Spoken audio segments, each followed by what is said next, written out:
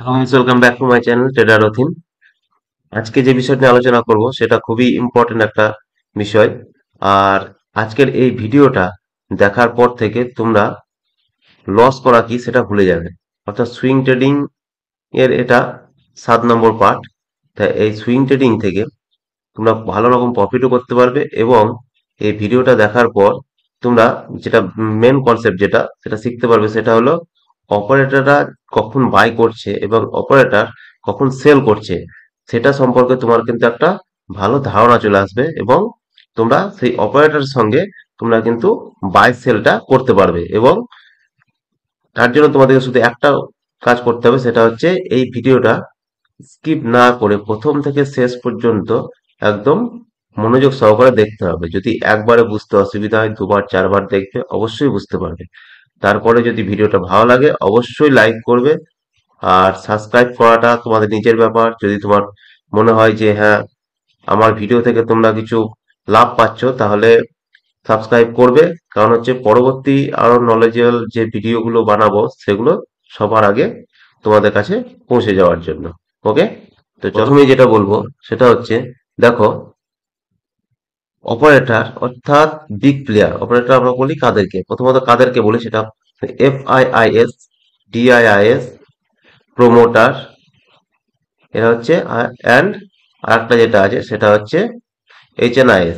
ঠিক আছে, অর্থাৎ এক কথায় আমরা আগেও শিখেছি ফান্ডামেন্টাল অ্যানালাইসিসে যে দুটো পার্ট, একটা হচ্ছে রিটেলার আর একটা হচ্ছে প্রোমোটার। তো এখানে আমরা প্রোমোটার বলতে আমরা যেগুলো হচ্ছে তোমার স্ট্রং হ্যান্ড। স্ট্রং হ্যান্ড বলতে কাদেরকে বলবো? FIIS, DIIS, প্রোমোটার এবং HNIS। ওকে, আর উইক হ্যান্ড মানে হচ্ছে আমরা, অর্থাৎ রিটেলার। আর শেয়ার মার্কেট থেকে তোমরা ভালো করেই জানো, আর যারা জানো না তারা ভালো করে জেনে নাও, যে শেয়ার মার্কেট থেকে 97% লস করে, আর 3% তোমার কিন্তু প্রফিট করে।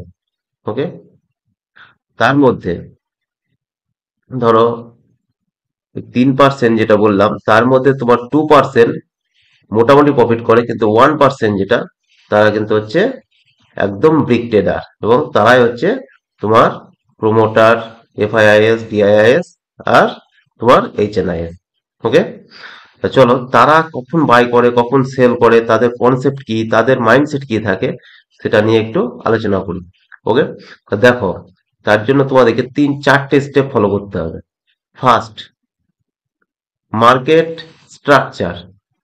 মার্কেট ধরো এভাবে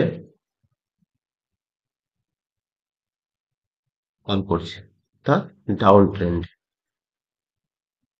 first structure. Second, accumulation.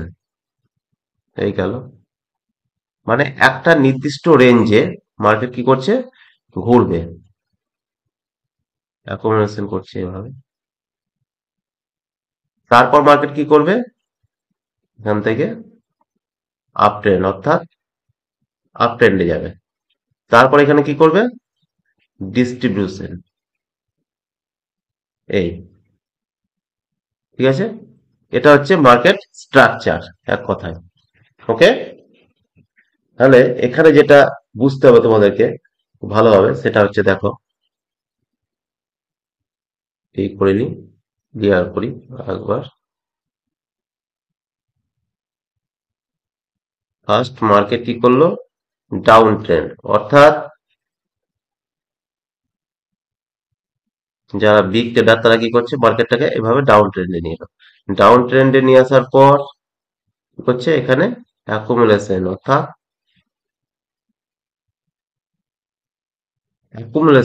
Accumulate করা। অ্যাকুমুলেট করার অর্থটা হচ্ছে, তোমার মার্কেট যখন ডাউন ট্রেন্ডে এলো, তারপর যখনই দেখবে এরকম কোনো একটা রেঞ্জের মধ্যে ঘুরছে। ধরো মার্কেট এখানে ছিল হয়তো তোমার 150-এ। ওকে, প্রাইস ছিল 150, সেখান থেকে কোথায় এলো, এই লো লেভেল যেটা, সেটা হয়তো তোমার ধরো 100। ওকে, এবার এই লেভেলটা যেটা, যে এখান থেকে 100 থেকে ধরো 110, এই 110, এই লেভেলের মধ্যে মার্কেট কিন্তু ঘোরাঘুরি করছে 100 থেকে 110। তার মানে কি, এই লেভেলটার মধ্যে কিন্তু অপারেটররা কি করছে, তোমার মার্কেটে বাইং করছে। তার কারণ কি, তারা কতদিন বাইং করতে পারে, এগুলোর মধ্যে ব্যাপার আছে। ফার্স্ট দেখো, তাদের, আমরা যেমন কি করি, হয়তো 100 কোয়ান্টিটি 200 কোয়ান্টিটি কিনে ম্যাক্সিমাম যদি কেউ নেয়, হয়তো সেরকম স্টক প্রাইস হিসাবে তোমার, যেমন ধরো ম্যাক্সিমাম যদি কেউ করে, তো একটা স্টক হয়তো 30 লাখ 40 লাখ ম্যাক্সিমাম। হ্যাঁ, তার বেশি কিন্তু খুব বাই কম করে। ঠিক আছে। আর আমরা একবার এই ছোট রিটেলাররা কি করি, হয়তো 20,000 30,000 1 লাখ 1.5 লাখ এভাবে কিন্তু বাই সেল করি। কিন্তু তারা কি করে 500 কোটি, 1000 কোটি, 700 কোটি এভাবে। তা সে যদি একবারে ধরো, একবারে যদি এখানে কোনো একটা প্রাইসে সে যদি 500 কোটির একটা বাইং করতে চায়, তাহলে কি সেটা বাইং করতে পারবে? পারবে না। তার জন্য তাকে কি করতে হবে, ধীরে ধীরে কিন্তু বাই করতে হবে। একবারে বাই করবো বললে সে কিন্তু করতে পারবে না। কারণ হচ্ছে, কেউ সেল করবে তবেই না বাই করতে পারবে। তা সেল করানোর জন্য কি করে তারা, মার্কেটকে নিচে নিয়ে এলো। ঠিক আছে। মার্কেটকে যখনই তোমার, দেখো মার্কেটকে এভাবে নিচে নিয়ে এলো, তাহলে মার্কেট যখনই নিচে এলো তখন এখানে কি করলো, অপারেটর এখানে বাইং করলো। বাইং করে এমন একটা ক্যান্ডেলস্টিক প্যাটার্ন তৈরি করলো যাতে দেখে মনে হবে যে হ্যাঁ, এবার মার্কেট এখান থেকে আপ ট্রেন্ডে যাবে। তখন রিটেলাররা কি করতো, ধীরে ধীরে বাই করতে লাগলো, এবং সেও কিন্তু বাই করতে লাগলো। যতটা কোয়ান্টিটিতে পাচ্ছে সেভাবে বাই করছে। ঠিক আছে, হালকা অপারেটররা। তারপর যখন এখানে গেল তখন কি করলো, সে কিন্তু অপারেটর বাই করা বন্ধ করে দেবে। যখন অপারেটর বাই করা বন্ধ করে দেবে, তখনই কিন্তু মার্কেট প্রাইস আবার কিন্তু ডাউনে চলে আসবে। কারণ হচ্ছে, মার্কেট প্রাইসকে কোনো রিটেলারের ক্ষমতা নেই যে আপে কিংবা ডাউনে নিয়ে যাওয়ার। ঠিক আছে। তার জন্য যখনই অপারেটর, অর্থাৎ এফআইআইএস হোক, ডিআইআইএস হোক, এইচএনআইএস হোক, যেই হোক, তারা যতক্ষণ না মার্কেট প্রাইসকে উপরে কিংবা নিচে না নিয়ে যাবে, ততক্ষণ কিন্তু মার্কেট প্রাইস একটা ছোট্ট রেঞ্জের মধ্যেই ঘুরবে। ছোট্ট রেঞ্জের মধ্যে এভাবে হয়তো 2 5 এরকম রেঞ্জের মধ্যে ঘুরতে থাকবে। মানে 10 পয়েন্ট 20 পয়েন্টও কিন্তু রিটেলারের ক্ষমতা নেই যে মার্কেট ওঠানামা করুক। ঠিক আছে। ধরো 100 টাকার যদি কোনো স্টক হয়, হ্যাঁ, তার জন্য যখনই এখানে মার্কেট আবার এখানে সেলিং বন্ধ, সরি বাইং বন্ধ করে দেবে অপারেটর, তখন কিন্তু মার্কেট প্রাইস আবার ধীরে ধীরে নামতে লাগলো। নামতে নামতে নামতে যখন আবার এখানে আসবে, এখানে আসার পর যখন মার্কেট একটু নিচে নামবে, তখন এখানে যারা যেসব রিটেলার বাই করেছিল তারা কি বলবে, যে মার্কেটে আবার কিন্তু ফল করবে, হয়তো আরো নিচে নামবে, তখন তারা সেল করবে। আর ধীরে ধীরে সে কিন্তু আবার বাই করতে শুরু করবে। এখানে যখন এলো, সেল করতে আরম্ভ করলো, তখন কিন্তু অপারেটর আবার ধীরে ধীরে বাই করবে। আবার বাই করতে করতে যখন আবার উপরে গেল, তখন আবার সে কিন্তু কি করবে, আবার কিন্তু বাই করা বন্ধ করে দেবে। আবার যখনই বাই করা বন্ধ করবে, তখন কিন্তু আবার মার্কেট প্রাইস ধীরে ধীরে নিচে আসবে। যখন আবার তার রেঞ্জের মধ্যে এলো, আবার রিটেলাররা ভাববে যে হ্যাঁ, এবার কিন্তু মার্কেট একদম নিচে নামেই, আর কিছু করার নেই, তখন কিন্তু আবার সেল করবে রিটেলাররা, আবার সে কিন্তু ধীরে ধীরে বাই করবে। এই বাই করার এইরকম ভাবে কিন্তু চলতে থাকে, অ্যাকুমুলেট তারা এভাবেই করতে থাকে। এবং যতক্ষণ না তাদের যে কোয়ান্টিটি টার্গেট থাকে সেই কোয়ান্টিটি টার্গেট ফিল আপ না হবে, ততদিন তারা কিন্তু এভাবেই চালাতে থাকবে, যে কোনো একটা স্টকে, সে যে স্টকই হোক না কেন। এবার মার্কেট যখন আবার এখানে গেল, তখন যেসব রিটেলাররা আছে তারা কি ভাববে, যে মার্কেট এবার কিন্তু হয়তো উপরে যাবেই। এবার কোনো সময় তার জন্য অপারেটর কি করে, একটু বাইং প্রাইস দিয়ে, হাই বাইং প্রাইস দিয়ে এই যে লেভেল সেটাকে কিন্তু ক্রস করিয়ে দেয়। ক্রস একটু করিয়ে দেবে, তারপরে মানে হিউজ পরিমাণে যখন বাইং করবে রিটেলাররা, তখন কিন্তু আবার সে বাই বন্ধ করবে, আবার মার্কেট নিচে, মার্কেট নিচে আস্তে আস্তে যখন একটু নিচে নামবে, তখন রিটেলাররা ভয় খাবে, এবং তখন সে আবার কিন্তু বাইং শুরু করবে। ঠিক এই জন্যেই এই যে রেঞ্জ, এভাবে কিন্তু অ্যাকুমুলেট হয়। অ্যাকুমুলেট করার পর যখন তাদের ফিল আপ, হয়তো সে 500 crore টার্গেট আছে, যে আমি এখান থেকে 500 crore এখানে বাইং করার পর তারপর মার্কেটকে আপে নিয়ে যাবে। তার জন্য যখনই এখানে 500 crore হয়তো তার কমপ্লিট হলো, তার যে কোয়ান্টিটি কিংবা যে অ্যামাউন্ট সে এখানে এই স্টকে বাই করার কথা, মানে ফিক্সড করেছিল, সেটা কিন্তু সে ফিক্সড হয়ে গেল, তখন কিন্তু সে আর দেখবে না যে কোন প্রাইসে সে বাই করছে। কারণ তারপর সে যখনই সেলিং প্রাইস হবে, সে কিন্তু বাইং প্রাইস ডালতেই থাকলো, এবং মার্কেট তখন ধীরে ধীরে একদম কি হবে, বড় বড় ক্যান্ডেল এভাবে আপ ট্রেন্ডে চলে যাবে।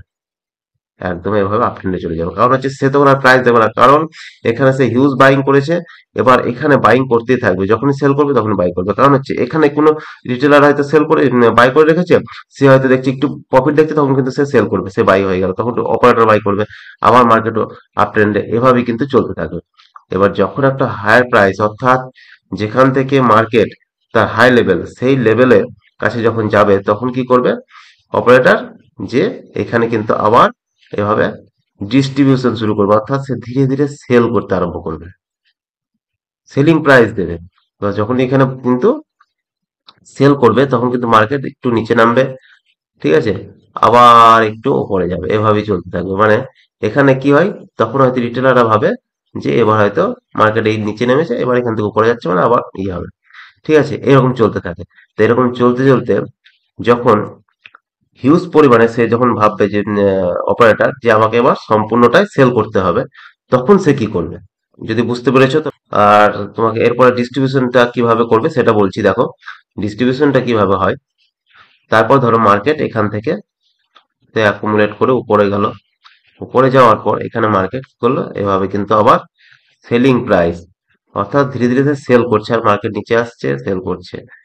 যখন দেখছে যে তার কোয়ান্টিটি সে ঠিক মতন, অপারেটর দেখছে যে ঠিক মতন সে কিন্তু সেল করতে পারছে না, হয়তো সেলিং প্রাইস সেভাবে, মানে সেলিং প্রাইস সেভাবে ডালতে পারছে না, তখন কে সে কি করবে, শর্ট করে এখানে কিন্তু একটা রেঞ্জ তৈরি হচ্ছে, এই যেভাবে রেঞ্জ তৈরি হলো, এই রেঞ্জ যখন তৈরি হওয়ার পর হঠাৎ করে মার্কেটকে এভাবে আপ ট্রেন্ডে করে দেবে, ঠিক আছে, এভাবে মার্কেটকে এটাকে ক্রস করিয়ে দেবে। এভাবে যখনই ক্রস করবে তখনই হিউজ পরিমাণে এখানে কিন্তু বাইং করবে, ঠিক আছে, হিউজ পরিমাণে এখানে কি হবে, যখনই ক্রস করাবে তখন কি করবে, সব বাই করার চেষ্টা করবে, এবং তখন অপারেটর কি করবে, এখান থেকে কিন্তু সেল করতে আরম্ভ করবে। আবার মার্কেট নিচে এলো, আবার অপারেটর এরা ভাববে, রিটেলাররা ভাববে যে হ্যাঁ মার্কেট এবার উপরে যাবে, তখন কিন্তু আবার হিউজ পরিমাণে সে এখানে সেল করবে, আর অপারেটর রিটেলাররা তখন কিন্তু বাই করতে থাকবে। যখনই অপারেটরের টোটাল ক্যাপিটাল সে একদম মানে প্রফিট বুক করে নেবে, তখন কি করবে, সে এখানে বাইং বন্ধ হয়ে গেল, ঠিক আছে, তখন কি করলো, সমস্ত সব সেল করে দিল, তখন কি হলো, রিটেলারের তার ক্ষমতা নেই যে উপরে মার্কেটকে নিয়ে যাবে, তখন কি করবে, এখানে এক জায়গায় মার্কেট ঘুরতে ঘুরতে ঘুরতে ঘুরতে ধীরে ধীরে কিন্তু আবার মার্কেট নিচে আসবে, ঠিক আছে। এবার যদি অপারেটর আবার বোঝে যে মার্কেট মোটামুটি আমি এইখান থেকে অ্যাকুমুলেট করে নিয়ে গিয়েছিলাম এই লেভেল থেকে, যদি দেখি যে আমার এই প্রাইসে যদি মার্কেট আবার আসে, তখন কিন্তু অপারেটর যদি ভাবে যে এখানে আমার ভালো প্রফিটেবল জায়গা, এখান থেকে আমি কিন্তু মার্কেট আবার উপরে নিয়ে যাবো, তখন কি করবে, সে আবার এখান থেকে বাইং শুরু করবে, এখানে আবার অ্যাকুমুলেট করবে, এবং এখানে বাইং করে আবার কিন্তু মার্কেটকে ধীরে ধীরে উপরে নিয়ে যাবে, ঠিক আছে। তাহলে এটা বুঝতে পারলে যে কিভাবে ট্র্যাপ হয়। তাহলে উপরে যাবে তখন কি করবে, যখন আরো উপরে যাবে তখন এভাবে গেল, মার্কেটকে এভাবে নিয়ে এলো। এই হলো একটা রেঞ্জের মধ্যেই সে ঘুরবে, কিন্তু এই রেঞ্জের মধ্যেই, মানে কি, সে আবার কিন্তু অ্যাকুমুলেট করছে। এবার এই যে রেঞ্জ, এই রেঞ্জের মধ্যে ঘুরতে ঘুরতে যখন সে দেখবে যে আমার আরো কিছু বাইং করতে হবে, তখন কি করবে, সে চট করে সেলিং প্রাইসটা দিয়ে দেবে, দিয়ে মার্কেট কি করবে, এটাকে ব্রেক ডাউন করিয়ে দেবে, এই রেঞ্জটাকে যখনই ব্রেক ডাউন করবে তখন কিন্তু এখানে সবাই কি করবে, সেল করবে, অর্থাৎ এখানে যারা বাই করে রেখেছিল, এই লেভেলে যেসব রিটেলার বাই করে রেখেছিল এইসব লেভেলে, তারা কি করবে, এখানে তারা লস দেখবে, এবং লস দেখার কারণে তারা কিন্তু সব সেল করে দেবে। এবার যখনই সেল করবে মার্কেট আরেকটু নিচে এলো, ঠিক আছে, এবার এখানে যখনই সেল করবে তখন কিন্তু অপারেটর কি করবে, এখানে আবার বাইং করতে শুরু করবে, ঠিক আছে, এখানে বাইং করতে করতে ধীরে ধীরে বাইং করবে। বাইং করার পর যখন দেখবে যে তার মোটামুটি যতটা প্রয়োজন বাইং এর ততটা মোটামুটি হয়ে গেল, তখন কি করবে, সে একটা এখানে একটু টাইম কাটাবে, ঠিক আছে, এখানে তো দু একটা ক্যান্ডেল এভাবে তৈরি করবে, ছোট ছোট এখানে টাইম কাটাবে, দিয়ে একটা বড় ক্যান্ডেল এভাবে তৈরি করে দেবে, দিয়ে তারপরে কিন্তু মার্কেট এভাবে আপ ট্রেন্ডে চলে যাবে। কিংবা হয়তো এতটা গেল, যদি তার সম্পূর্ণ তাতেও পূরণ না হয়, সে আবার একটু নিচে আসবে, তারপরে কিন্তু এভাবে আপ ট্রেন্ডে যাবে। তা আশা করি কনসেপ্টটা বুঝাতে পারলাম। এবার চলো তোমাদেরকে এটা চার্টে গিয়ে দেখাই যে কিভাবে এটা হয়।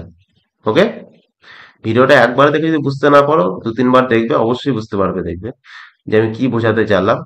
যদি তাতেও বুঝতে না পারো, তোমরা কমেন্ট বক্সে কমেন্ট করে জানাবে, আমি আরো ডিটেলসে যতটা সম্ভব হবে সরলভাবে বোঝানোর চেষ্টা করবো। ওকে, এটা বোঝানোর জন্য আমি তোমাদেরকে ভৈভব গ্লোবালের চার্ট নিয়ে নিলাম, ভৈভব গ্লোবাল স্টকটা নিলাম। ওকে, তাহলে দেখো এখানে মার্কেট এই লেভেল দেখতে পাচ্ছ তোমরা, এই যে লেভেল, এই লেভেলে কিন্তু কতদিন সময় কাটিয়েছে দেখো, একই লেভেলে 2017, 23 অক্টোবর 2017 থেকে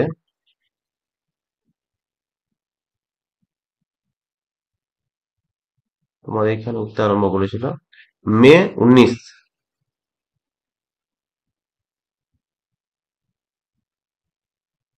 প্রায় 1.5 বছর, প্রায় 1.5 বছর এখানে কিন্তু কি করেছে না অ্যাকুমুলেট করেছে। ঠিক আছে, এখানে অ্যাকুমুলেট করেছে। তা দেখো তারপরে কি করেছে, এখানে 1.5 বছর অ্যাকুমুলেট করার পর তারপর আমাদের এখানে করোনা সিচুয়েশনটা এসেছিল 2020-তে, তাছাড়া হয়তো এই ফলটা আসতো না। তারপর দেখো মার্কেট কিভাবে র্যালিটা দিয়েছে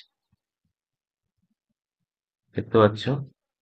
এখানে প্রাইস ছিল যখন ব্রেকআউট দেয় 152, ঠিক আছে, ডিসেম্বর 2019-এ, আর সেটা গিয়েছিল 1048। ওকে, তারপরে দেখো এখানে কি করলো এবার দেখো,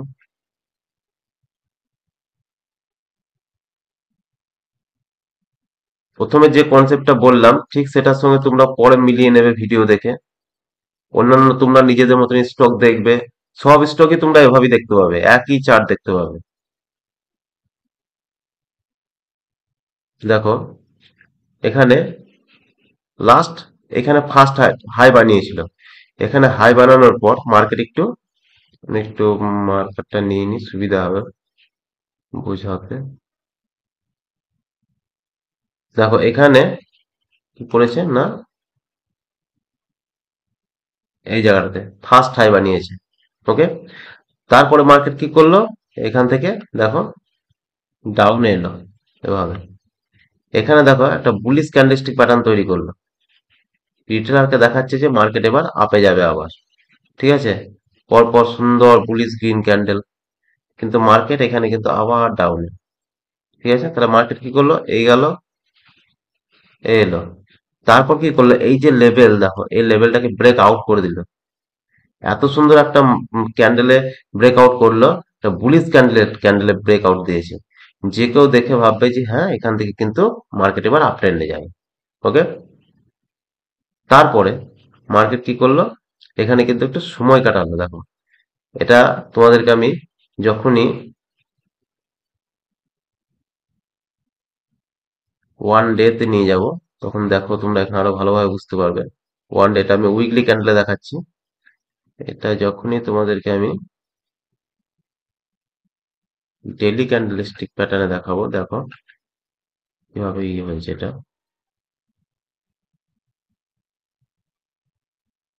এটা হচ্ছে ফার্স্ট, দেখো মার্কেট কি করলো না, এখান থেকে উপরে গেল, উপরে যাওয়ার পর দেখো নিচে এলো, আবার এখানে গেল, আবার টাইম কাটাচ্ছে।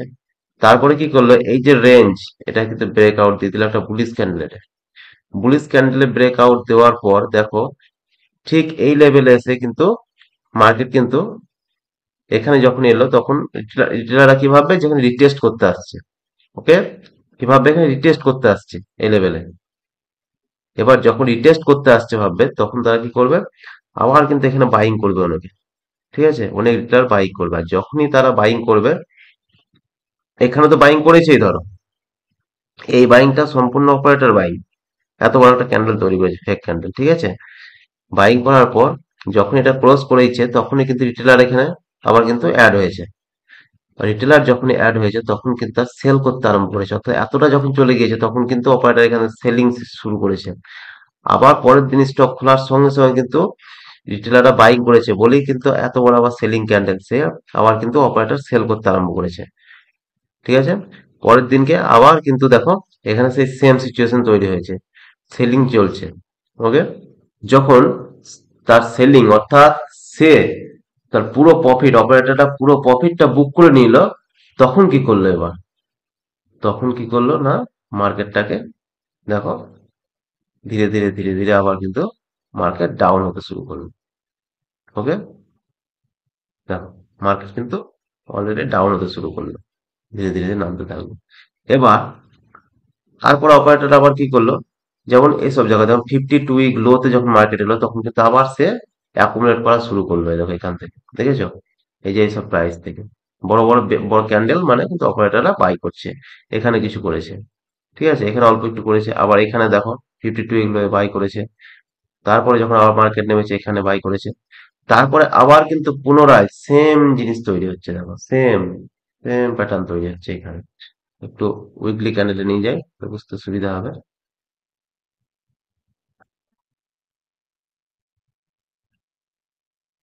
দেখো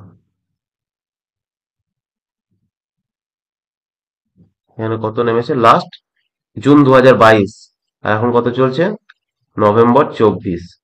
ঠিক আছে, 2 বছর ধরে দেখো এখানে কিন্তু অ্যাকুমুলেশন চলছে আবার এই লেভেল সেম, এই এই লেভেলে কিন্তু আবার সেম অ্যাকুমুলেশন স্টার্ট করে দিয়েছে, চলছে। এই যে কোনো সময় যে নিচে এসছে কিন্তু এখানে বড় ক্যান্ডেল দিয়ে আবার কিন্তু বাই করেছে, তার মানে কি এখানে সেলিং করাচ্ছে। যারা এখানে ধরো কিছু কিছু রিটেলার যারা বাই করেছে, তারা যাতে সেল করবে তবেই না সে আবার বাই করতে পারবে। যখন সেল করছে এখানে স্টপ লস হিট হচ্ছে, রিটেলাররা সবসময় স্টপ লস লাগায়, আর এটাই থিওরিক্যাল জ্ঞান। কিন্তু স্টপ লস নিয়ে আমি একটা আজকেই বুঝিয়ে দেবো ব্যাপারটা কি, স্টপ লস জিনিসটা কি, কতটা খারাপ এটা সুইং ট্রেডিং করার ক্ষেত্রে বলে, ইনভেস্টিং এর ক্ষেত্রে।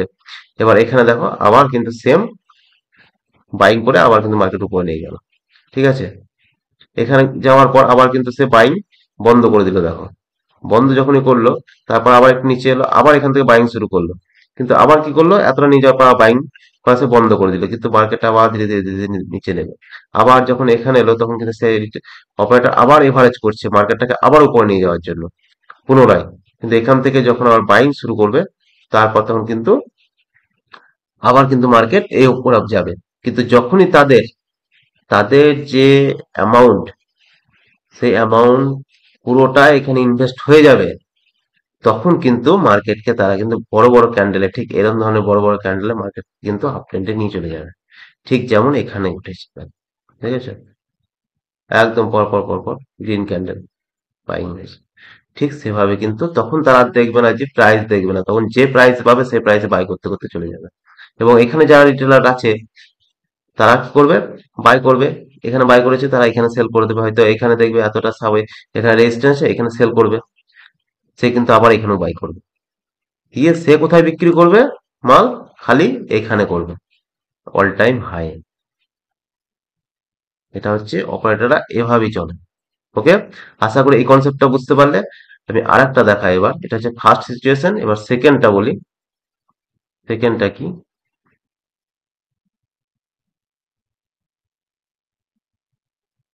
সেকেন্ড দেখো, এটা আমি আইটি সেক্টর খুলে নিলাম, আইটি সেক্টর অর্থাৎ নিপন ইন্ডিয়া আইটি ইন্ডেক্স, যেটা সেটা।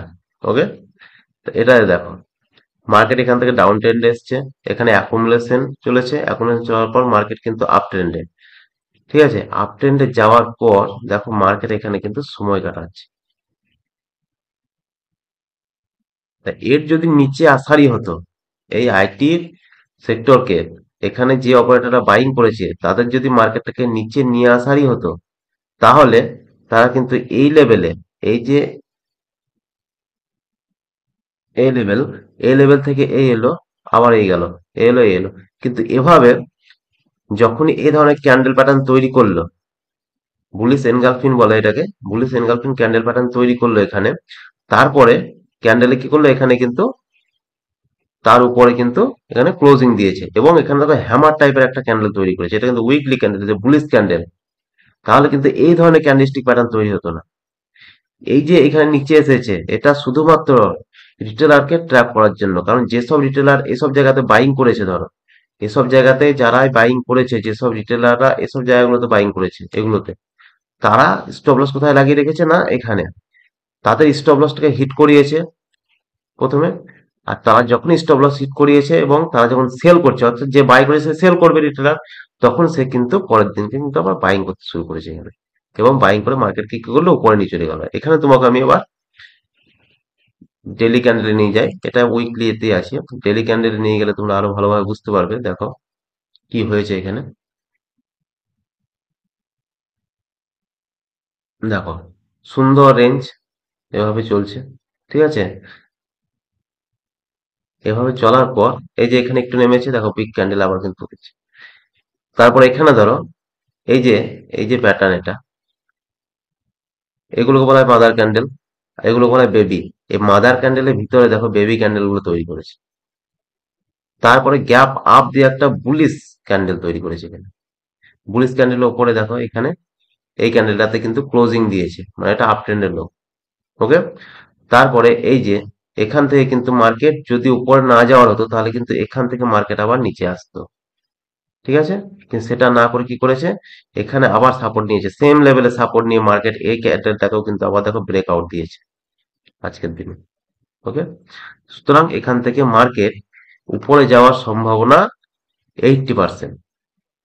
হতে পারে 20% কোনো একটা প্যানিক সিচুয়েশন চলে এলো, তখন কিন্তু মার্কেট আবার নিচে চলে আসতেও পারে, কিন্তু যে স্ট্রাকচার এখানে তৈরি হচ্ছে বর্তমানে, সেটা কিন্তু আপ ট্রেন্ডে যাওয়ার একটা স্ট্রাকচার এখান থেকে মার্কেট। ওকে। তা ঠিক এভাবে তোমাদেরকে অপারেটর অপারেটর যেভাবে চলছে তাদের হিসাবে চলতে হবে, তবেই তুমি প্রফিট করতে পারবে।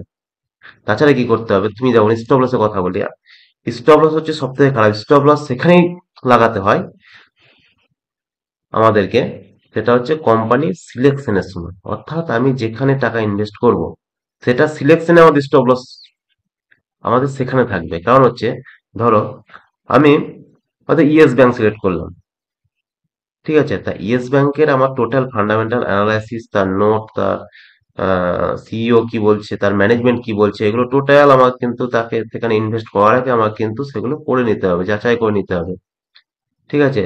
তার রেভিনিউ কি কেমন, তার সেলস কেমন চলছে, সে প্রফিট করতে পারছে না পারছে না, share holder share holding pattern কেমন আছে, তার প্লেজ পার্সেন্টেজ কি হয়ে আছে, এগুলো কিন্তু সমস্তটাই ডিটেলস ভাবে তোমাকে দেখে শুনে তারপরে তোমাকে সেখানে ইনভেস্ট করতে হবে। এবার তুমি সেটা না করে থাকো, যে আমার এটা স্টকটা আমার ভালো লাগছে দেখে স্টক এবার উপরে যাবে, এই স্টক অনেকটা নেমেছে এবার উপরে যাবে, এটা ভেবে যদি তুমি স্টক ইনভেস্ট করে দাও, তাহলে কিন্তু তোমাকে লস খেতে হবে।